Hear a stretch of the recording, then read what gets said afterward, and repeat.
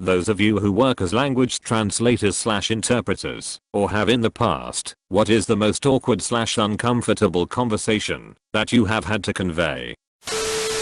I was a conversation teacher for adults in Japan who wanted to practice more natural English, not strict formal grammar, but conversational. Not quite an interpreter, but one student was an 80-year-old man, the others called Mr. Dictionary, because his vocab was seriously exhaustive. There were very few words that could stump him, usually some type of slang. On the rare occasion he brought a printout to ask about a new word, I would get both excited and nervous to see what it was. This was in 2007. One day he pulls out a paper and says, I heard a news story about a scandal with an American radio host insulting some athletes. Please tell me, what does this mean? And with all eyes in the class waiting for my wise translation, he loudly and carefully pronounced, nappy-headed hose. Edit. For everyone asking how I responded. Also very carefully, and with a lot of warnings, to not trot these phrases out themselves. Long time ago I did a pro bono interpreting gig for a community healthcare clinic. The doctor asked me to help call a woman who had come in for a pap smear to tell her she had an STD. She insisted it was only a cancer test and hung up on us. We had to call her back. She didn't answer the phone. I work tech support and often have to use a language line. My favorites are Asian languages, and when people are pissed. The company I work for has a Spanish translation team that I use very frequently and know all of them. We basically do customer service. The most awkward conversations is when you have an irate person on the other line that is cussing you out. Our translators are supposed to translate word for word unless vulgar language is used, then they can summarize. Basically what I hear is about a minute of someone screaming at me using multiple choice words that I can recognize as curse words. Then the translator translating, essentially they are not happy with your answer. It's awkward for everyone because the translator is basically getting yelled at and has nothing to do with anything other than he picked up that call, and I have to just sit there 4 minutes at a time listening to someone scream and a short 5-word translation. The customer usually catches on after the first tirade or two that there is no point and they should just calm down and be a decent human being and talk it out. This may not be awkward/uncomfortable per se, but I once worked for an American teacher in Taiwan who expected his interpreters to be able to translate puns into another language. He did not, or would not understand, that a pun in English isn't a pun in Chinese. I'm a translator, which means I only work with the written word. Not normally anything particularly juicy. However, I once had to deal with a landlord writing to Facebook to try and get Facebook to take down derogatory comments from his tenants. Basically, the landlord was accused of giving apartments to people who would sleep with him. So I had to translate a whole bunch of comments calling him a horndog, saying the whole tower block had been under his desk, etc. Someone called him the little version of Dominique Strauss-Kahn, which I thought was pretty hilarious. Edit. I actually did once have to interpret between a woman having a stroke and a first aider, not as a professional interpreter, just happened to be there and speak her language. I did okay at getting her info and keeping her calm waiting for the ambulance, but then the paramedics wanted me to tell her that she was probably having a stroke and I couldn't remember the word. There are a few. One of the worst is having to relay bad news, like cancer diagnosis, especially when the doctor is extremely blunt or hurried. As an interpreter, you cringe and wish you could change even just the tone or the insensitive wording to make it sound more humane, but you really shouldn't, because as an interpreter your job is to relay the info as closely as possible. Another difficult situation is when you're called to a patient that is coding. This was especially difficult when I worked with pediatric patients at the children's hospital and trying to calm down the frantic parents. Another one is being called to the and then upon arriving, finding out it's a person I know outside of work, like a family friend. In that situation I would try to get someone else to interpret because of ethics, but it's still a tough situation because you want to help as much as you can while you wait on someone else to take over. I honestly could go on, but these are usually the exceptions, as I love my job. There's just some days that are more difficult than others. I was interpreting for a high school teacher who was participating in an event to try to get dropouts to come back to HS in a majority Hispanic neighborhood. Anyway, the school gave us a list with addresses that we had to go to try to persuade the kids/parents. We go to this one house and ring the bell. The mother answers. I start translating what the teacher was saying, and we go back and forth with the mother, asking her to see the kid. Let's call her Mariah. The mom kept insisting we couldn't talk to Mariah, and the teacher kept giving the whole spiel about dropping out and to think of the future, etc. About 10 minutes into the conversation, the frustrated teacher wants me to ask the mother why on earth couldn't we talk to Mariah, to which the mother breaks down crying and says that she died a week before from a long illness. That's why she had dropped out. Ensues the worst and most awkward maybe 5 minutes of our lives, between apologies and condolences. Needless to say, we didn't go to any other house that day. BTW. The school turns out was aware of the kid's passing, but had forgotten to take her out of the list. SMTH. Similar to others, not an actual translator, but my parents spoke poor English when I was younger. When I was 12 they filed for bankruptcy and took me to the lawyer's office to translate for them. Having them go through and tell me everything they blew money on was extremely uncomfortable. Now as an adult they get offended when I don't want to take financial advice from them.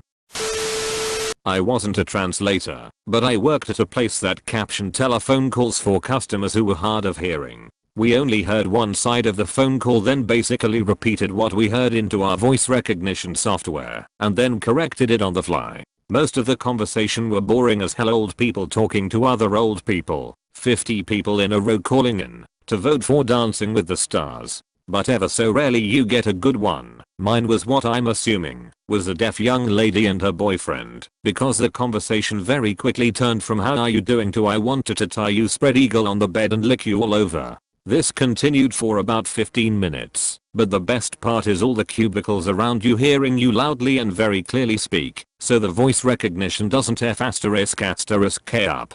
Graphic, depraved sex acts, while they are trying not to lose their S***T laughing, and still keep up captioning an old lady's cookies recipe.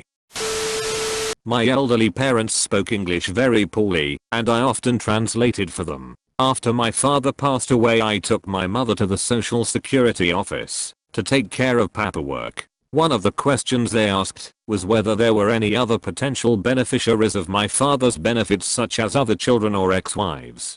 Being an only child I immediately answered no. My mother asked me what the question was. I interpreted with my answer. She looked at me sheepishly and answered, "That's not exactly correct." It was then, at the age of 50 in the Social Security building, that I learned that my father had previously been married and had had a child. Mother and baby died during childbirth.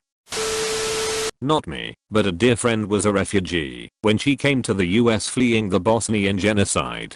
She was brought into the translation/interpretation business out of necessity, assisting fellow refugees with communication throughout the process of being granted asylum, finding apartments, entering the workforce, etc. Over time she got all of her certifications, but just last year she up and switched careers, quit her job, and matriculated as a full-time MA student in a completely different field in a city 2 hours away, and she commutes every day. About a month ago she told me the real reason for this abrupt change in life trajectory. She'd been hired as a court interpreter for a fellow Bosniak refugee, one whom she'd known a long time, but whose story she wasn't familiar with. Anyway, this man had, during the genocide, been forced to violate his own young son. My friend was charged with listening to him regale his and his son's suffering before a judge, then translate it into English for all to hear. She said that usually, her policy when helping fellow refugees in a courtroom setting was be a chair. She avoided emotional involvement out of her own necessity, but this case was too much for her. She saw it through but immediately started hunting for a new job. My cousin is a sign language interpreter and he says a big problem he and his clients have is that people talk to him rather than the client. Even at really important things like doctor appointments, the doctor will spend ages asking my cousin where he learned BSL, while the deaf client just wants to get their medical issue looked at. It's against policy for my cousin to hold their own conversation with the doctor when he's working, as he's only there to help the client understand what people are saying. He and his clients find it really frustrating and rude. So basically, if you see someone with a sign language interpreter, you can literally just ignore the interpreter and everyone will prefer it that way, as they can just get on with their job. Also, one of his first ever clients saw his doctor was Indian and signed "Where's my curry?" That was pretty ***king awkward, especially when the doctor then asked what the sign meant. I've been on multiple medical trips to Mexico with my urologist father. Bringing translators that have little to no medical experience is incredibly difficult, and in the no one knows the different names for instruments differs between states/countries. I've sat in on multiple appointments and surgeries with translators, and by far the worst is when my dad makes the usually very religious translators talk about sexual health. In addition, oftentimes people only speak Mayan in this particular village, so there has to be a English to Spanish translator and a Spanish to Mayan translator.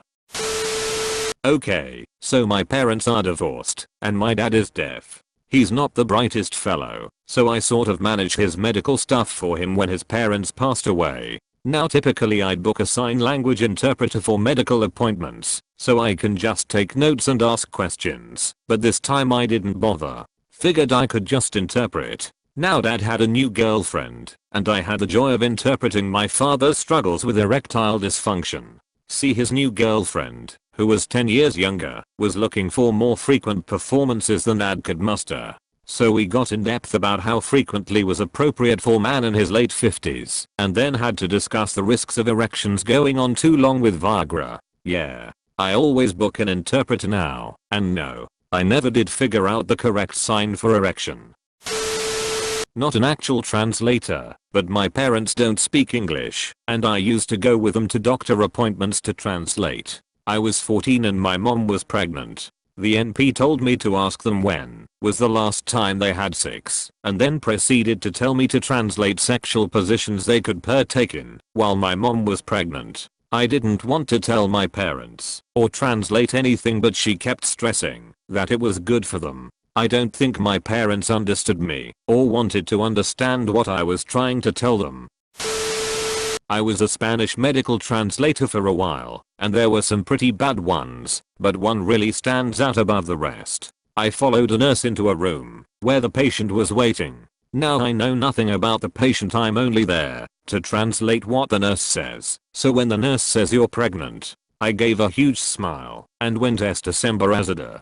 DDDD. Patient stares in shock for a second and then bursts into tears. The nurse stammers a bit and then goes, "No bueno." The news we had to give was bad enough, but the fact that I thought it was supposed to be a happy announcement made it 10x more cringe.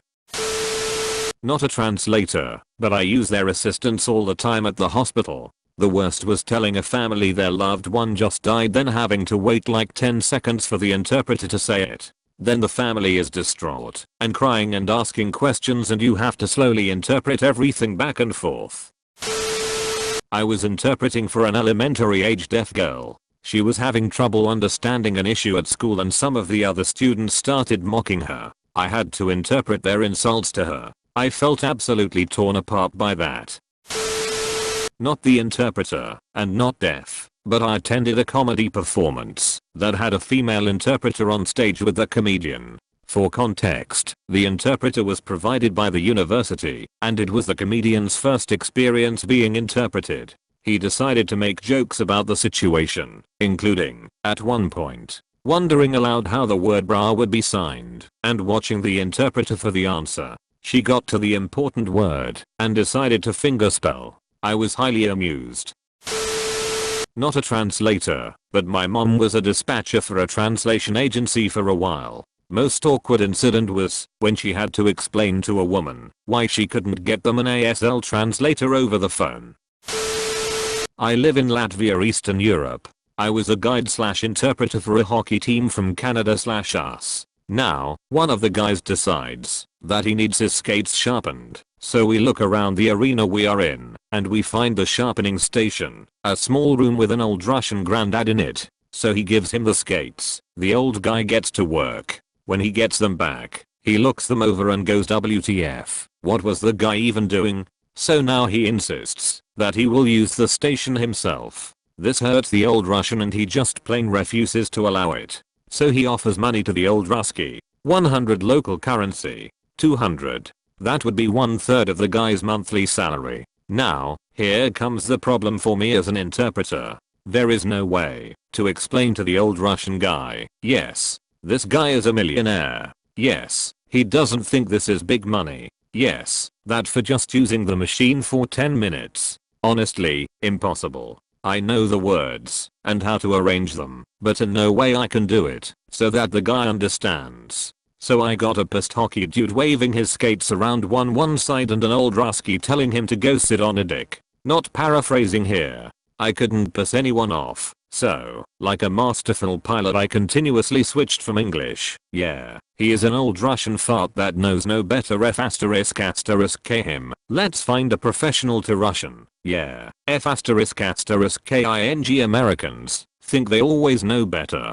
With these words I urged the skate guy out the room and left the old Rusky goblin to his own secrets and devices. Conflict averted. Sure, I did stop interpreting during their negotiations about who has F***KD Hoss mother, but I don't think they would have reached a consensus anyway.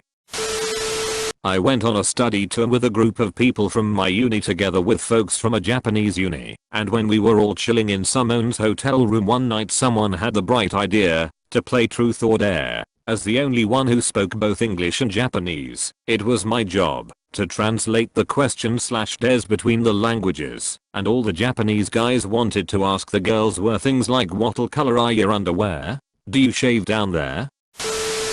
When I first became a RN back in the early 90s I heard of a case where a housekeeper was translating to a patient going to have surgery. The patient was a non-compliant diabetic that developed a diabetic foot ulcer that would not heal. The medical team tried to treat her wound, but would not heal due to the patient's non-compliance and uncontrolled diabetes. The patient was going septic and the foot needed to be amputated.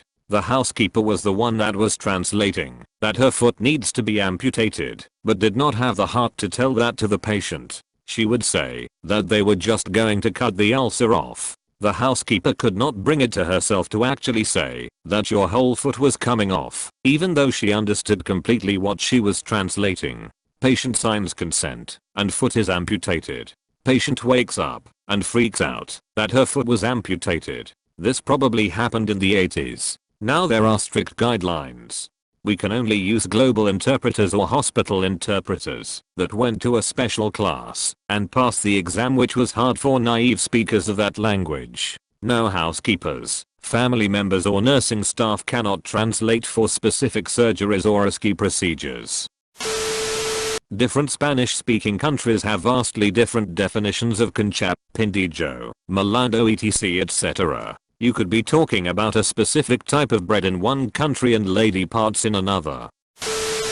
My most awkward/uncomfortable moment by far was when I had to interpret for an Iraqi national who was briefly detained by the British Army in the early years of the war and was seeking compensation for it. The poor guy had been rounded up with a bunch of friends cowhawkers, beaten senselessly, and raped more than once. That was a rather painful conversation.